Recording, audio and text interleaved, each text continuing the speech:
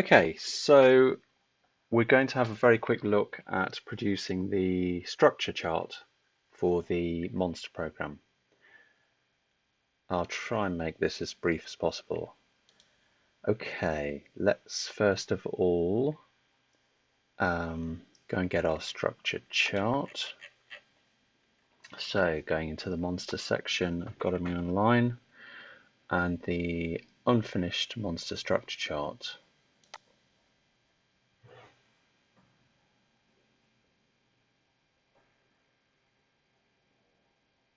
Let's download this.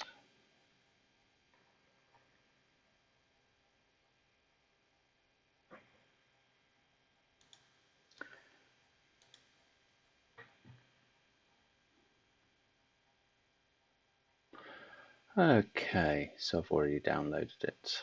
Right, I'm just going to grab that and put it somewhere more useful.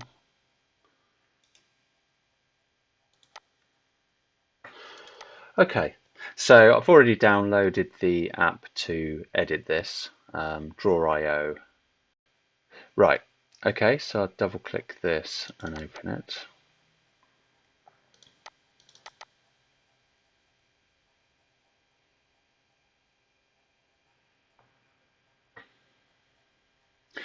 Okay, so there's my structure chart.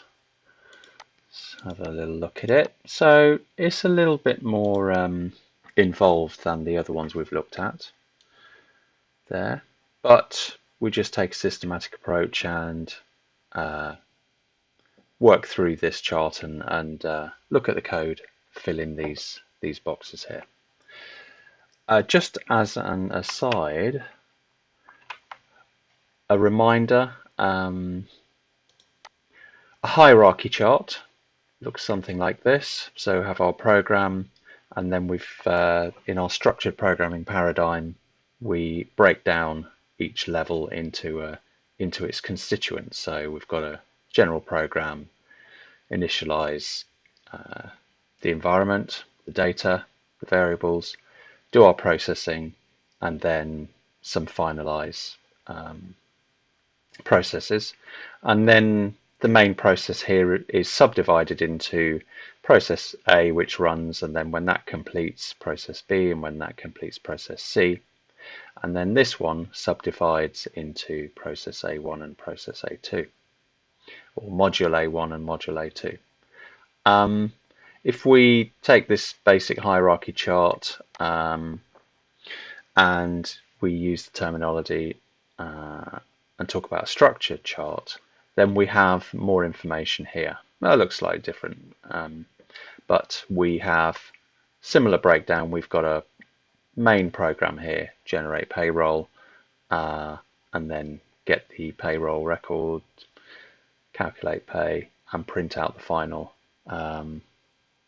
payroll record, calculation. And then each of these modules is subdivided into its constituent modules. And here in a structure chart, as we had in the hierarchy chart, we have a little bit more information. So we've got our data flows, our parameters and return variables here. So we have return variables coming from the get payroll record, and we have input parameters here going inwards, returns out. So these could be returns from functions, or VB programmers, this could be parameters passed in by reference. So we say that these effectively come out as well, because our parameters passed by reference are pointers that retain their values once the module finishes running. So, and we can see again in this structure chart, the modules are broken down. This read is probably just a simple few lines of code, whereas the calculate is a lot more lines of code and needs to be, to make it manageable, subdivided into logical units here. These logical units we call in modules, and we can further say divide those into subroutines and functions. Okay, so a little digression there into structure charts. So we have something, something I didn't show in the structure chart was we have our iterations as well. So this shows that there is a loop here. So there was a for I equals 1 to payroll record dot count, for example. So it'll do every payment record. So this loop is showing that we process every payment record, and then within this lot, this is all showing, this is all handling one payroll record. Right, let's go back to the task in hand. So I've got my structure chart. Now what I need to do is, okay, yeah, so just to confuse things. So yeah, I've got my monster. I've already downloaded my monster VB solution, so I'll double click on my solution file and open up Visual Studio. Okay, so we have our monster code here. So we've got the monster structured version, VB, and the OOP version, the object-oriented programming version. Okay, now for the structure chart, we are not looking at the monster OOP version, we're looking at the structured version. And let's have a look. So started you off with display. Let's make this a bit larger. Started you off with main at the top. We'll cover this. We'll make sure that's right. Okay, so which main are we going to look at? We've got a main module here. So if you remember from the video, Joe's created this little top level menu so you can choose which version to run, the structured version or the object-oriented programming version. So we'll be running the structured version. I'm going to just collapse that. And so here we're going to, this is our starting point, the main subroutine in the monster struct module. So here VB breaks down logical parts into modules, and then we say in the project definition which module to start running. Why did I do this? Anyway, this shows that the startup object is module 1, which is there. So that is the starting object, but we could start here if we wanted to go from the structured programming part. Anyway, I think that was a little unnecessary digression. Okay, so there's our main program, and it has these calls, and so yes, this is our starting point. What I'm going to do is I'm going to go onto my right click and get to my context menu, go to outlining and collapse to definitions, which has collapsed all my subroutines and functions. I'll collapse these structures as well. Okay, so you can see there subroutines and functions. So in theory, these will all be in the structure chart. Perhaps not. So let's start with our main subroutine. So got our declarations here. So we're declaring various, so we've got an array here, our other data types. We've got a few of type cell reference. So cell reference is this user-defined data type here. So we've created this new data type, cell reference. And then we have a built-in function here, randomize. There's obviously some random number generation later, and randomize means that each time we run the program, we'll get a different random number to start with. So not necessary to do that if you want to start with the same random number every time you run the program, and you may want to do that. Anyway, here we can see our user-defined functions and subroutines. So these will be in our hierarchy chart. So we can see, first of all, we've got a loop, haven't we? Do until choice equals 9. So we're going to be picking up choices from the main menu. Okay, let's go to our structure chart and start filling it in. Let's think how to do this. First of all, let me get rid of the Solution Explorer window for now. It's handy to have, but I think while we're doing this, we don't need to. Let's just pull this over here. Don't really this structure chart. We're not putting on the parameters, just to keep things a bit more simple and easy to read. So let's just pull this over here. Start here. Okay. Let me move this over here. Right. Okay, so let's get started. Here's our loop, just there. Okay, and so it's do until choice equals 9. Let's just add a bit of text and say do until choice equals 9. And let's resize this little text box here. So I could put that there, can't I? Do until choice equals 9. So I've got a loop here. And then within that loop, we've got all of this lot going on. We've got this called, this called. We've got a selection here. And within that selection, this called, and then the next selection, this called and this called. So this is a this is an if and multiple else ifs, or it's a case statement.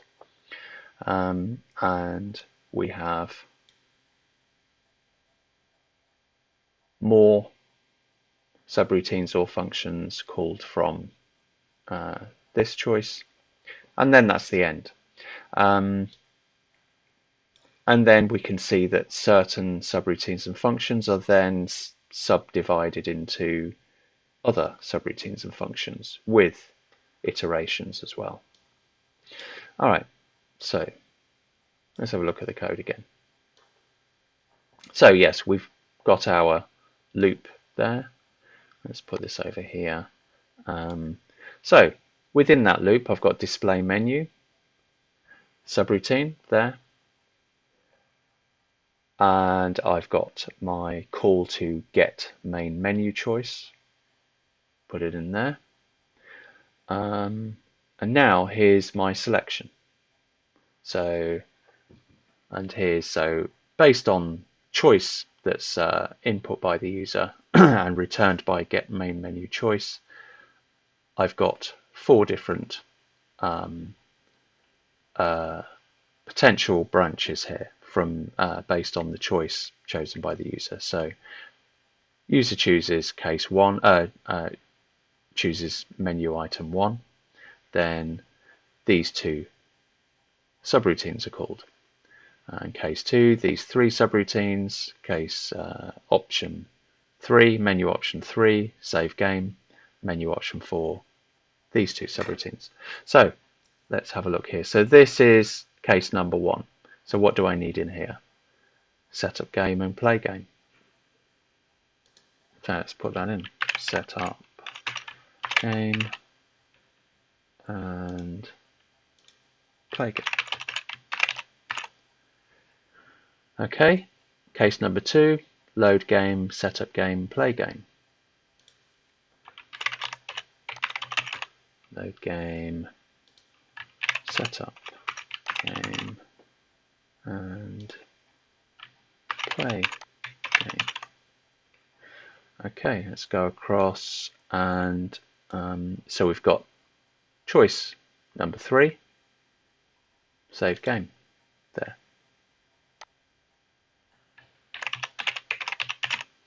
And menu option 4, so the choice 4, set up training game and play game.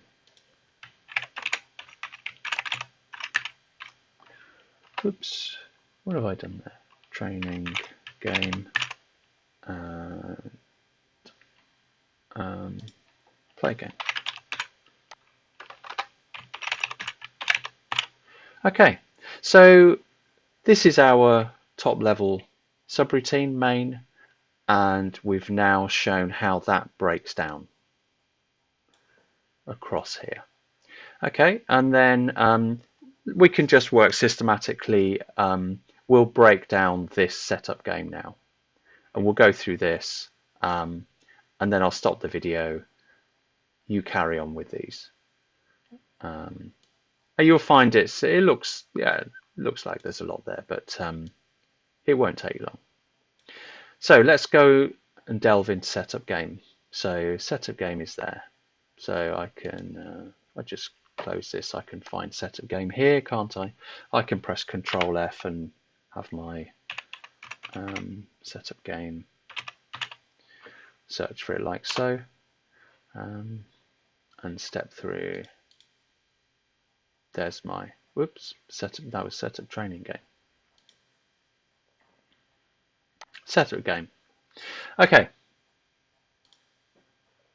So got our parameters there, arrays passed in by reference, so they can go in and out effectively of the setup game subroutine.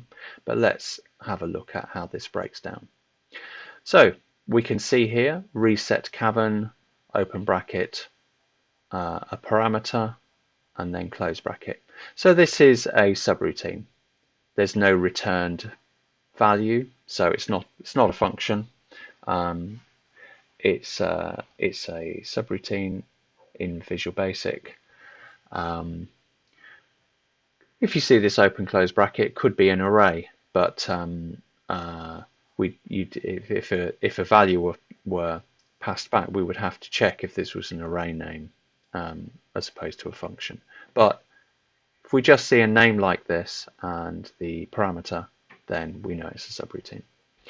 So reset cavern. So this is a bit of initialization, isn't it? Reset cavern. Notice in our structure chart, we are not putting in parameters. As I said before, they're shown passed in and out, and I'm not putting in the open close bracket. Some people do, but not really necessary, is it? We know these are all functions and subroutines. So reset cavern there. Now we've got a loop there. So let's have a look. If new game, so we've got a selection here, but no subroutines or function calls, so this isn't appearing on this. So here we've got for count equals 1 to number of traps there. So that's our loop, isn't it? So I'm going to put that in here. Let's go across here so I can get to the text control here, and so can I type there? Let's expand this. Count equals 1 to number of traps. So I'm just going to put that in there. Okay. So let's continue. So only one subroutine or function is called within this loop, and there it is, set position of item. I'm just going to actually copy and paste. It's a bit quicker, isn't it? And then here we've got the next three. We could just have a line going down to each one, but I guess Joe produced this, and he's logically grouped these together, and yeah, that's fair, isn't it? In fact, they're all the same.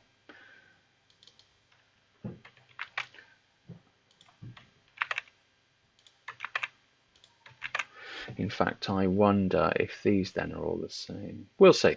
Okay, I think that should be enough for you to be getting on with, shouldn't it?